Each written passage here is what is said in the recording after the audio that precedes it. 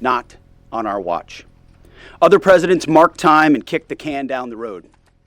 President Trump made history. From the strike that took out Qasem Soleimani, to tearing up the disastrous Obama-Iran deal, to the precision campaign that obliterated Iran's nuclear sites in Operation Midnight Hammer, to the decisive military victory we just achieved in Operation Epic Fury. No other president has shown the courage and resolve of this commander-in-chief. President Trump forged this moment. Iran begged for this ceasefire, and we all know it. As the President truth this morning, a big day for world peace. Iran wants it to happen. They've had enough. Operation Epic Fury was a historic and overwhelming victory on the battlefield. A capital V military victory. By any measure, Epic Fury decimated Iran's military and rendered it combat ineffective for years to come. You see, in less than 40 days, one of our combatant commands, Central Command, CENTCOM, using less than 10% of America's total combat power, dismantled one of the world's largest militaries. The world's leading state sponsor of terrorism proved utterly incapable of defending itself, its people, or its territory. We untied just a fraction of our strength, and Iran suffered a devastating military defeat. Together with our Israeli partners, America's military achieved every single objective, on plan, on schedule, exactly as laid out from day one. Iran's Navy is at the bottom of the sea, whether it's the Soleimani class, their frigate class, their prized drone aircraft carriers, submarines, mine layers, sunk. Iran's Air Force has been wiped out. Iran no longer has an air defense, any sort of a comprehensive air defense system. We own their skies. Their missile program is functionally destroyed. Launchers, production facilities, and existing stockpiles depleted and decimated. And almost completely ineffective. Iran shot hundreds and hundreds of missiles and one-way attack drones at our aircraft carrier. They were obsessed with it, and they never got even close. Every single one of those shots easily shot down miles and miles away from the Abe Lincoln. They were blowing ammo into Fantasyland. Contrast that with, most significantly, in last night's wave of more than 800 strikes, we finished completely destroying Iran's defense industrial base, a core pillar of our mission objective. What little they have left buried in bunkers is all they will have. They can still shoot, we know that. Their command and control is so decimated they can't really talk and coordinate, so they still may shoot here and there, but that would be very, very unwise. But they can no longer build missiles, build rockets, build launchers, or build UAVs. Their factories have been razed to the ground, set back in historic fashion.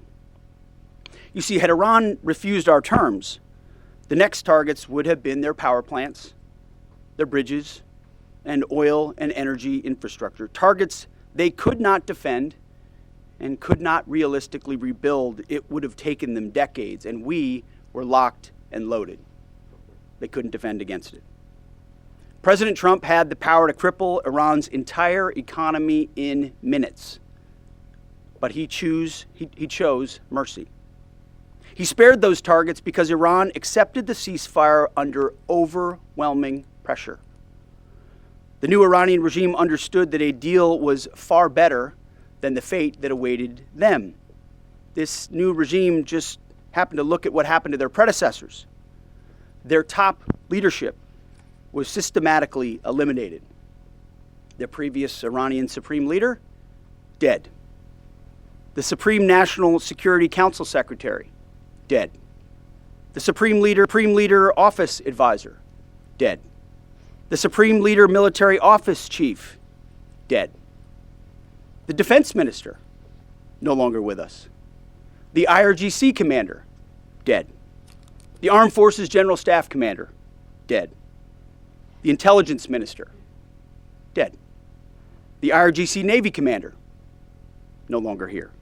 The IRGC intel chief, dead. I skipped over a bunch, and I could go on and on and on, to include the so-called new supreme leader wounded and disfigured. This new regime was out of options, so they cut a deal. They know this agreement means that they will never, ever possess a nuclear weapon. Under the terms, any nuclear material they should have will be removed.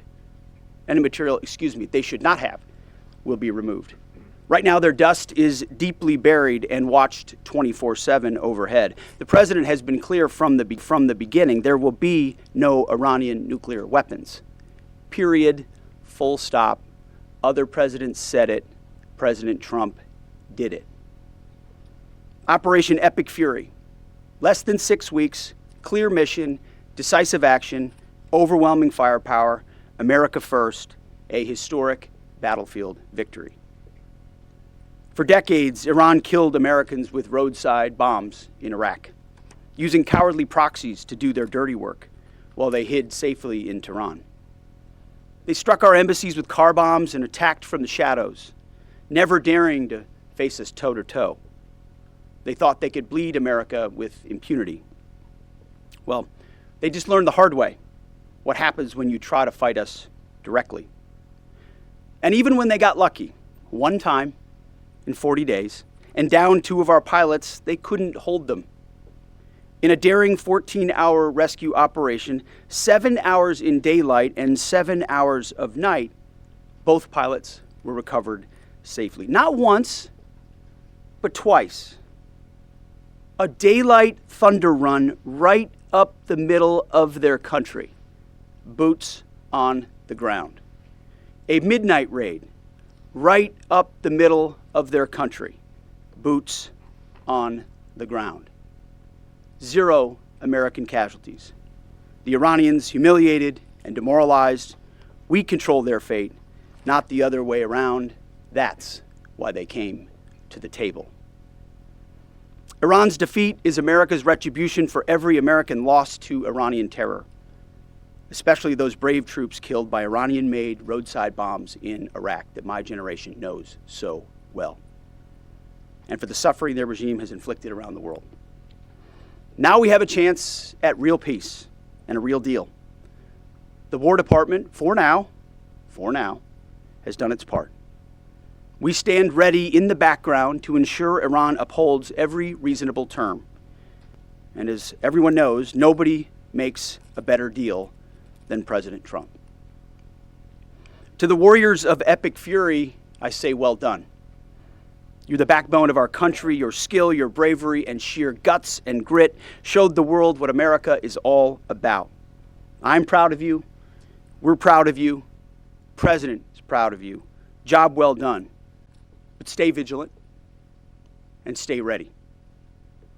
To the families of our fallen, your sacrifice was in service of a historic cause, and we will always remember your heroes, our heroes. We will continue to honor them. And to our Israeli allies, thank you for being a brave, capable, and willing ally on this battlefield. The rest of the world and the rest of our so-called allies saw what real capabilities look like. They should take some notes. Our troops, our American warriors, deserve the credit for this day.